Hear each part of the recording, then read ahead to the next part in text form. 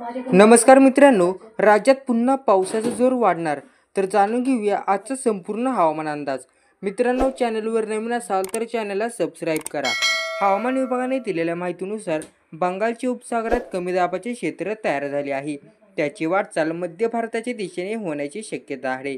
त्यामुळे 3 ते 5 सप्टेंबर दरम्यान हे 3 दिवस विदर्भ मराठवाड्यात मेघगर्जना, विजांचा कडकडाट आणि पावसाची शक्यता आहे। गुजरात किनारपट्टीपासून केरळ किनारपट्टीपर्यंत कमी दाबाचा पट्टा सक्रिय आहे। त्यामुळे अरबी समुद्रातून येणाऱ्या बाष्पयुक्त वाऱ्याचा वेग वाढून किनारपट्टीवर पावसाचा जोर वाढण्याचा अंदाज आहे। घाटमाथ्यावर पुन्हा पावसाचा जोर धरण्याची शक्यता आहे। मध्य महाराष्ट्र, उत्तर महाराष्ट्रात अधूनमधून पावसाच्या हलक्या सरींची शक्यता आहे। सौराष्ट्र कच्छवर सक्रिय असलेले अतितीव्र कमी दाबाचे क्षेत्राने अरबी समुद्रात प्रवेश केलेला आहे। त्याचे चक्रीवादळात रूपांतर होऊन ते ओमानच्या दिशेने झेपावले आहे। या चक्रीवादळाचा राज्यातील हवामानावर कोणताही परिणाम होणार नाही।